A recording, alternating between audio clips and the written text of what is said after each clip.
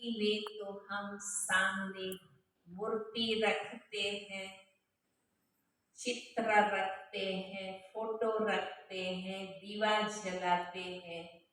राजयोग में हमें योग कैसे करना है, हम सामने क्या रखें?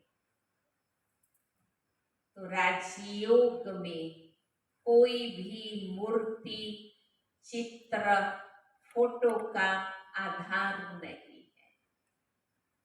भक्ति में अनुभव है, मंदिर में जाते हैं, मूर्ति के सामने बैठते हैं, दीवा जलाते हैं, फिर भी मन और बुद्धि दूसरी ही मूर्तों में भटकता रहता है।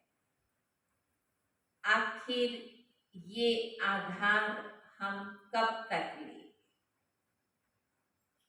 चलो, भक्ति में हम भगवान को मानते थे, परंतु यथार्थ रूप से जानते नहीं थे।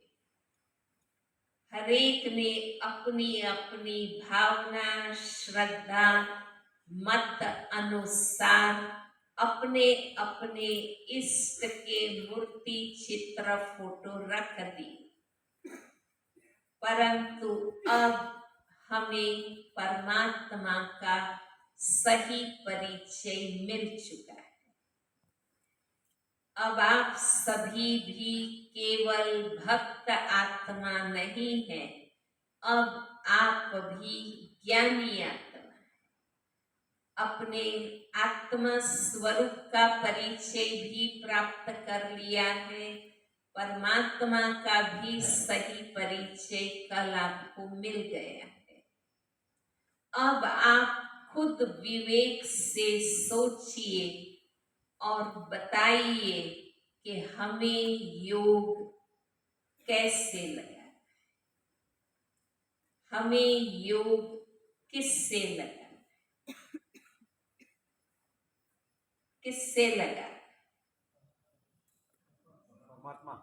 हमें योग डायरेक्ट परम चैतन्य परमात्मा से लगाना है, न कि परमात्मा की मूर्ति से, चित्र से या फोटो से योग नहीं लगा। अब हमें डायरेक्ट मन और बुद्धि से उस परम चैतन्य परमात्मा से योग। हम अपने स्नेहियों को, प्रेमियों को, संबंधियों को याद करते हैं, क्या उनका फोटो हो सामने तो याद आवे, ऐसे हैं क्या? नहीं। हम कहते हैं वो मेरे मन में ही छपे हुए हैं, मुझे उनके बाह्य फोटो की कोई आवश्यकता नहीं। परमात्मा तो है ही दिव्य ज्योति बिंदु स्वरूप। हम शरीरधारी मनुष्यात्माओं की तुलना में उनको निराकार ज्योति बिंदु स्वरूप हम कहते हैं।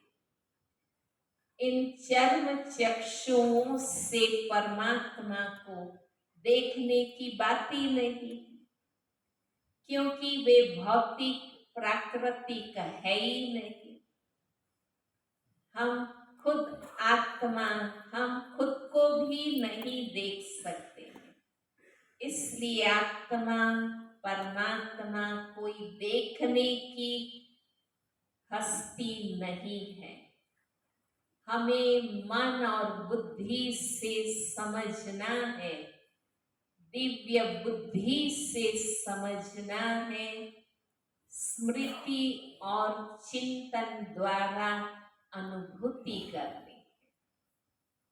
इसलिए साधनों के आधार पर नहीं, सत्य ज्ञान के आधार से और बाह्याचार की क्रिया विधि से नहीं, मन और बुद्धि से परमात्मा को याद कर।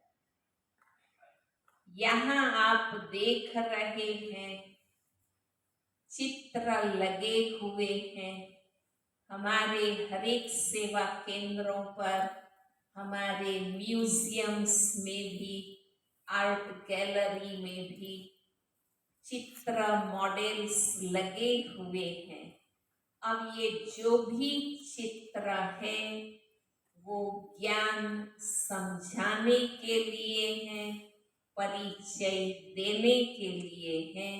हमें इन चित्रों से योग नहीं लगाना, हमें योग डायरेक्ट परमात्मा से